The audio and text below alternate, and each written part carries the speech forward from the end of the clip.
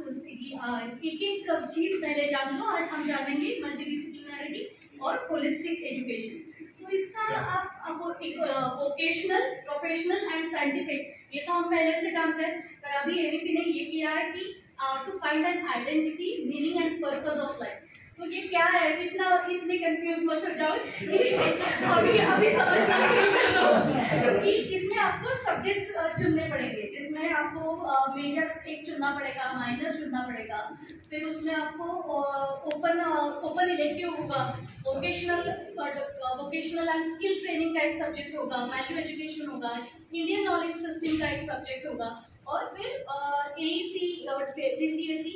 तो ये आपको समझने के लिए हमने आपके लिए प्रयोजन किया है, तो उसके द्वारा आप समझ सकते हो। पर इससे आपका सिर्फ आईक्यू ही नहीं, तो हमारी गवर्नमेंट ये चाहती है कि आपका आईक्यू ही नहीं, तो इसके पीछे ये सोच है कि इंटेलिजेंस कोशेंट ही नहीं, तो इमोशनल कोशेंट, स्किल्स, और आप तभी अपनी जिंदगी में कभी भी प्रॉब्लम आ जाए, डिफिकल्टी आ जाए, तो उसको फेस करने की आप में ताकत हो, और आप एक जॉब पे अटके रहे या जॉब ना मिले तो उस पे अटके रहे। इससे अच्छा है कि आप अपना खुद का स्ट्रॉन्ग पॉइंट्स देख के हर किसी जगह में अपना खुद की आइडेंटिटी ढूंढें। तो इसके लिए हमने प्रावधान किया है। आओ मैं आपको सबसे मिलाती हूँ। तो ये हमारा लिंग्विस्टिक डिपार्टमेंट है, ये आपको समझाएंगे कि आप लिंग्विस्टिक में क्या करेंगे। नमस्कार, आपका स्वागत है लिंग्विस्टिक डिपार्टमेंट में। हम आपको बताएंगे, अगर आप हमारा मेजर सब्जेक्ट लेते हैं तो 50% एनईपी के अनुसार आपको लिंग्विस्टिक्स में पूरा करना पड़ेगा, जिसमें आपको और अप्लाइड कर सकते हैं, जैसे phonetics, phonology, morphology, syntax, semantics, mathematics, ये सब कर सकते हैं, जिसके अंतर्गत आपको विधा के बारे में सब कुछ बताया जाएगा। इसके साथ साथ आप माइनर ले सकते हैं अगर आप रुचि रखते हैं अन्य विषयों में, जैसे कि न्यूरोलॉजी, तो आप न्यूरो लिंग्विस्टिक्स में जा सकते हैं। मीडिया स्टडीज में अगर आप इंटरेस्ट रखते हैं तो लैंग्वेज एंड मीडिया कर सकते हैं। लैंग्वेज टीचिंग में आप इंटरेस्ट रखते हैं तो उस तरह से आप कर सकते हैं। इस तरह से आप माइनर भी कर सकते हैं। इसके साथ साथ अगर आप चाहो तो इसमें प्रोजेक्ट्स और डिसर्टेशन कर सकते हैं, मल्टीडिसिप्लिनरी, इंटरडिसिप्लिनरी। अगर मैं चाहता हूँ कि मैं कॉमर्स भी लूँ और आर्ट्स भी लूँ, तो वो पॉसिबल है क्या? यस, हमारे यहाँ वो भी पॉसिबल है। अगर आप लिंग्विस्टिक्स के साथ साथ कोई कॉमर्स का सब्जेक्ट करना चाहते हैं, जैसे अकाउंटिंग करना चाहते हैं, तो आप वो भी कर सकते हो। उसमें आपको क्रेडिट्स मिलेंगे जो माइनर्स में आप माइनर्स में ले सकते हो। आप कॉमर्स के साथ भी बात कर सकते हैं, जो हमारे पास है मैडम, जो इकोनॉमिक डिपार्टमेंट से बिलोंग करते हैं, उनसे और जानकारी ले सकते हैं। I am multidisciplinary and I have several branches like vice, sociology, history, politics and ethnology. I can collaborate with any subject, so you are welcome. Hindi में अगर आपको माइनर लेना है, मेजर लेना है, हिंदी बड़ी बातें लोग जानते हैं, फिर भी आज के तारीख में क्या हो रहा है, भारतीय भाषा, जितने भी भारतीय भाषा है उनमें एनईपी के अंदर उनको महत्व आया है, वो अनुवाद का काम बढ़ रहा है, तो ट्रांसलेशन में भी आपको रोजगार मिल सकता है। दूसरी बात, दक्षिण के जितनी भी फिल्में हैं हिंदी में आने के बाद वो ज़्यादा चर्चित आए हैं, अच्छा रोजगार उन्होंने पाया है। सबका उद्देश्य एक ही है, अपना परिवार चलाना, पैसे कमाना, तो उस क्षेत्र में आप जा सकते हैं। मतलब एक वाक्य में अगर कहा जाए तो आज हिंदी कामकाजी हिंदी बन गई है, एक तरफ से रोजगार की हिंदी बन गई है। पहले जैसी हिंदी कविता उपन्यास तक सीमित नहीं है, उससे वो सीमाएं तोड़कर वो रोजगार के ऊपर आ रहे हैं। तो आप माइनर या मेजर ले सकते हैं। इंग्लिश के बारे में कुछ अंग्रेजी के बारे में क्वेश्चन लिया, पहली बात तो घबराओ मत, आगे बढ़ना देखो। अभी हमारे हिंदी वाले सर भी पता है कि क्या फायदे रोजगार के, लेकिन मैं बताना चाहता हूँ कि हिंदी से ज़्यादा अवसर अंग्रेजी में। बिल्कुल कमर्शियल लैंग्वेज, सॉरी कमर्शियल जो एक अपॉर्चुनिटी है, आपको रोजगार का जो अपॉर्चुनिटीज़ है वो अंग्रेजी के माध्यम से ज़्यादा मिल सकती है। समझ रहे हैं बात?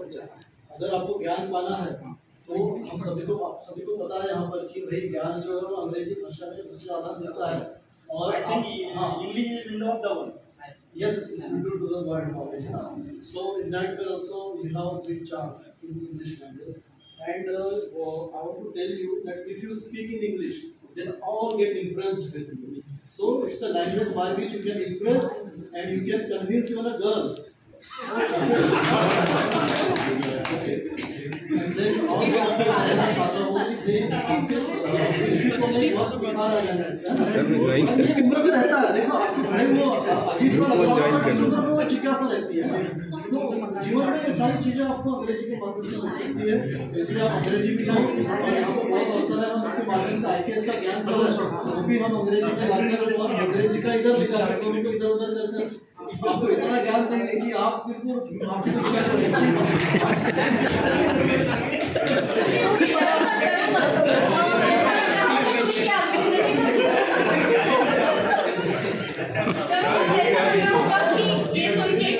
जिंदगी भर क्या सीखना ही पड़ेगा ऐसा नहीं है। एनईपी के अंडर आप फील्ड वर्क के लिए जा सकते हो, ऑन जॉब ट्रेनिंग मिल सकती है, इंटर्नशिप्स ऑफर की जा रही है। तो अगर आप साइंस में भी कोई भी सब्जेक्ट चुन लो, जैसे अर्थ साइंस है, लाइफ साइंसेस है या स्टेम साइंसेस है, प्योर साइंसेस है, तो साइंस का उद्देश्य क्या है कि लोगों की बेहतरी के लिए काम करना, सोशल एप्लीकेशन होना चाहिए।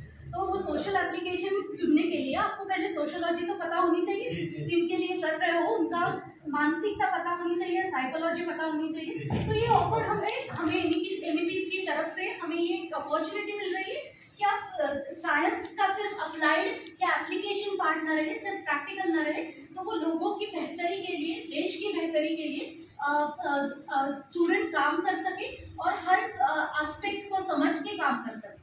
तो इसको बहुत ज़्यादा सीखना है ऐसा मत लो, आप फील्ड वर्क कर सकते हो, समाज को जान सकते हो और ऑन जॉब ट्रेनिंग भी कर सकते हो कि आप प्रोफेशनल वर्क में जाओ, आपको तकलीफ ना हो। हमारे इंजीनियरिंग के सर से भी बहुत ज़्यादा अच्छा लगता है। मैं हूँ इंजीनियरिंग का टीचर, मैं सब तंत्रज्ञान जानता हूँ, किसी भी चीज को कैसे चलाया जाता है। ये अब modern tools and technology that you are going to acquaint with, that I am going to give it to you. It's the world which is moving on the pace of the technology, and that's why we need to adapt with that pace. उस हिसाब से अगर चलोगे तो engineering की सबसे बेहतरीन है। जैसे सर ने कहा कि मेजर अगर आप ले सकते हो तो मेजर इंजीनियरिंग रखो और ह्यूमैनिटीज को साथ में जोड़ लो, तो ये आपका मेजर बन जाएगा और माइनर बन जाएगा। अगर ऑनर्स करना चाहते हो तो ऑनर्स के लिए इंजीनियरिंग की बजाय आप चले जाइए मराठी के प्राध्यापक यहाँ मराठी भाषा असे आहे की मला इतर भाषा घेतला इंग्रजी भाषा आहे आमची सरांचा विकास करायची आहे। इंग्रजी आणि मराठीची जरी अडचण असेल, मराठी भाषा अशी आहे की नॉन मराठी लोक आहेत त्यांना आम्ही मराठी भाषेसाठी प्रवृत्त करतो। जसे हिंदी सायडर आहेत किंवा हिंदी भाषिक आहेत किंवा इंग्रजी भाषिक आहेत, त्यांना सेपरेट स्पेशली RTI विद्यापीठातर्फे नॉन मराठीसाठी एक ॲडॉप्ट कोर्स ठेवलेला आहे आम्ही नवीन याच्यामध्ये, नवीन पॉलिसीमध्ये। आणि मराठी भाषेचं पुरातन किंवा प्राचीन परंपरा मराठीला आहे हे दिसून येतं आपल्याला, किंवा इंग्रजी भाषा नाही किंवा हिंदीच नाही तर संस्कृत बरोबर मराठीला कुठेतरी जोडलेलं दिसतो आहे। आणि आजच्या काळामध्ये मीडिया किंवा मीडिया जो आहे, मीडियामध्ये तुम्हाला स्थान मिळेल, भाषांतर विद्या आहे, भाषांतर विद्या तुम्हाला करता येईल किंवा अनेक क्षेत्र आहेत तिथे मराठीमध्ये तुम्हाला स्थान मिळू शकते। त्यासाठी मराठी भाषा तुम्ही घेऊ शकता, बाकी इतर लायब्ररी सायन्स आमचे सर जे आहेत ते खूप छान प्रकारे तुला सगळं सांगतील आणि रिसोर्सेसची पण माहिती देतात।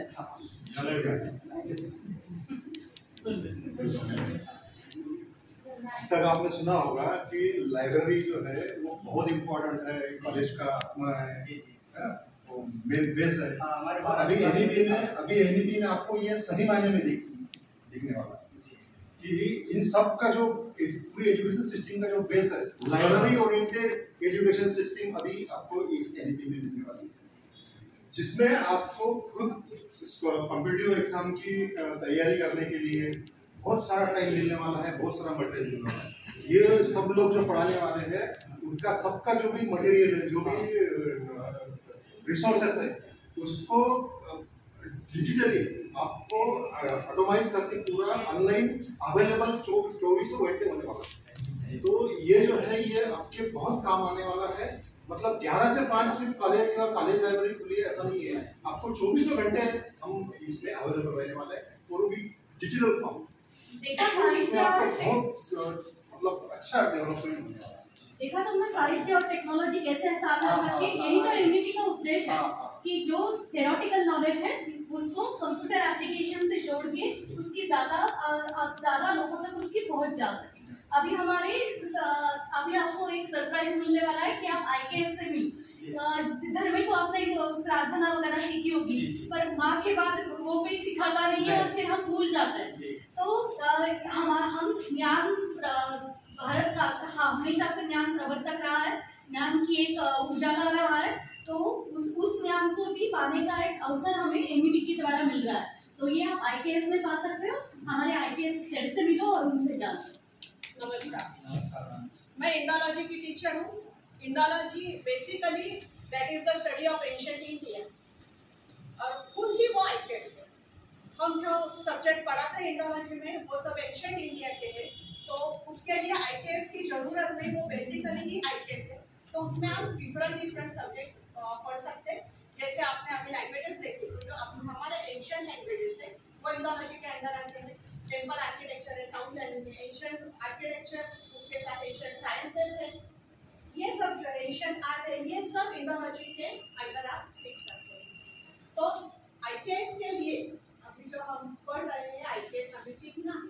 आप कॉलेज में आते हैं तो आपका आईकेएस आपको सीखना है, तो उसके लिए इंडोलॉजी जैसी स्ट्रीम बहुत इम्पोर्टेंट है, जिसमें आप अपने सब्जेक्ट के साथ साथ अपने पुराने एंशिएंट जो है सब्जेक्ट वो भी सीख सकते हैं। देखा तुमने कि पुराने सब्जेक्ट का भी मेल हो